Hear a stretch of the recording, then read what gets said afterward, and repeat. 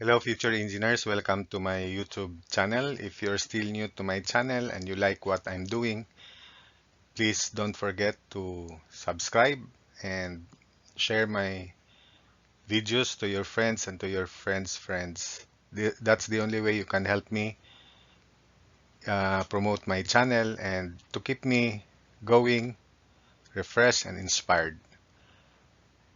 And I'm very willing to share my knowledge, especially topics in civil engineering for your benefit. Example 11 on stresses in beams. A beam having a T cross-section shown is made of elastoplastic steel with modulus of elasticity 200 gigapascals with a proportional limit equal to the yield point of 250 megapascals. So determine the bending moment applied in the vertical plane of symmetry that will produce a longitudinal strain of negative 0.00125 at point B on the lower face of the flange shown. The bending moment required to produce completely plastic action in the beam. So here is the figure. So it means that at B, it will yield at this value sigma y of 250 megapascals with this strain here. Uh, and because stress is proportional to strain, so 200,000 megapascals times negative 0.00125, then it will be 250, negative 250 megapascal. So the flange from point B to the upper flange will be subjected to compression. Then we will locate the neutral axis of this elastoplastic material where the bending stress will be zero. And by principle, force in the compressive zone should be equal to, or compression forces should be equal to tensile forces. So this should be the stress diagram for elastoplastic action. We will find this distance which is equal to this distance also because the value of the stress here is 200,000 megapascals times negative 0.00125. So from stress is proportional to strain. So sigma y equals 200,000 megapascals times negative 0.00125, and that is equal to negative 250 megapascal. So this portion at B on the lower flange is equal to negative 250 megapascals or simply 250 megapascals compression. So the tensile, the fibers also will also be in, will also yield. So that's why you have 250 megapascals also. So call that FC1, force on the entire flange. Then on this region, call that FC2, which is equal to the tensile force FT2. And this distance is H, that's also H. Then this one is FT1. So because FC2 equals FT2, it will just cancel, so FC1 equals FT1. Therefore, this distance is 200 mm minus 2H, that distance there. So by principle, FC1 plus FC2 equals FT1 plus FT2.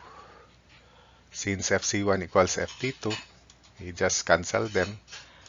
So FC1 is stress times area of the flange, which is 100 by 25, while FT1 is sigma y to 50 times area of this portion, which is 25 times quantity 200 minus 2h. So cancel 250 and 25, so 100.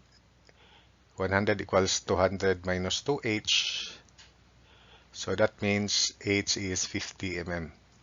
Having found h, then we can now compute the resisting moment.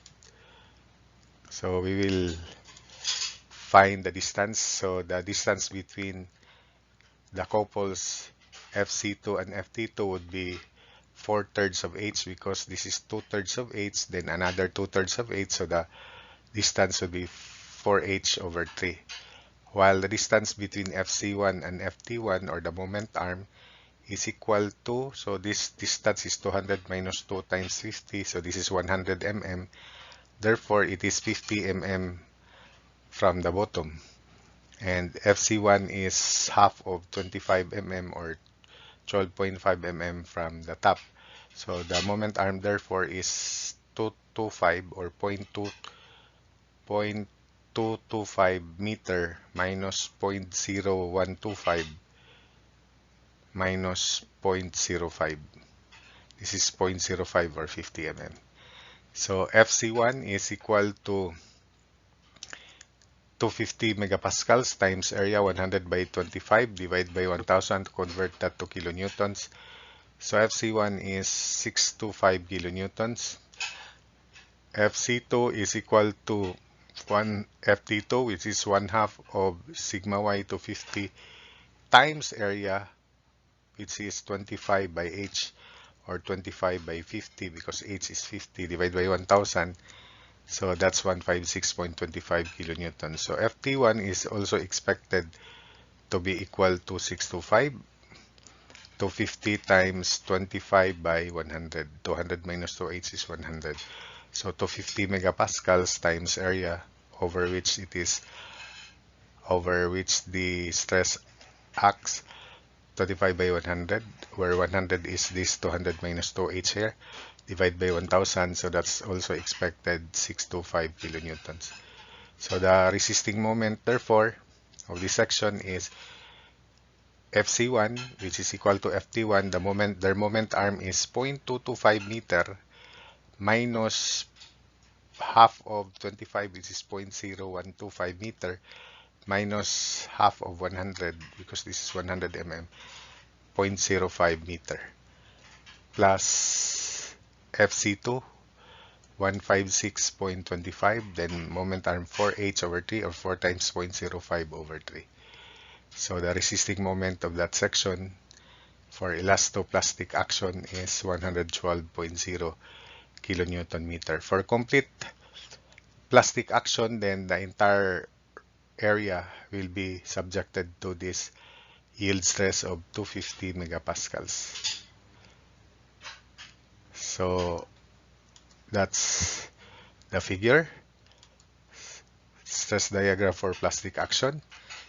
Then let's call that FC1, which is equal to 250 times this entire area here, which is equal to this 625 kilonewtons. Then FC2, which is 250 times this area here. Then FT1 for 250 times the area below the plastic neutral axis.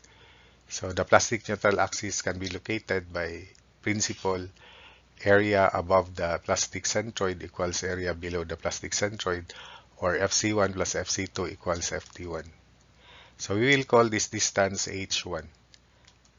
Therefore, this distance is 200 minus H1. So part B, FC1 plus FC2 is equal to FT1. So sigma y times area 100 by 25 of the flange plus sigma y times 25 by H1. 25 by H1 is equal to sigma y times 25 by 200 minus H1. So if we cancel sigma y and interpret it as area above the plastic neutral axis equals area below the plastic neutral axis. So that's the result from the principle in the lecture part. In this case, let's cancel out sigma y and 25, which is common to all terms. So 100 plus h1 equals 200 minus h1. So 2h1 equals 100, so h1 is still 50 mm. Having found h1, then we can now compute the resisting moment for plastic action. FC1 is 250 times 100 by 25 divided by 1000. So it is also 625 kilonewtons. FC2 is 250 times 25 by H1, which is 50 divided by 1000. in kilonewtons, that would be 312.5 kilonewtons. Therefore, FT1 will be expected to be the sum of these two. This is 937.5, so FT1 should be 937.5. So by stress 250 times 25 times 200 minus H1 is 200 minus 50 is 150 by 1000, so that would be 937.5 kilonewtons as expected. So MP equals 625 times 0.0625. The distance of FC1 from the neutral plastic neutral axis is H1 50 mm plus half of 25 12.5, so 62.5 mm in meter, 0.0625 meter, plus FC2, moment arm to the plastic neutral axis is half of H1, so 25 mm. So plus 312.5 times 0.025 meter, then plus FT1, because 200 minus H1 is 150, its distance from the plastic neutral axis is 75 mm or 0.075 meter. So plus 97.5 times 0.075. So MP therefore is equal to 117.2 kilonewton meter. So that's it for this problem.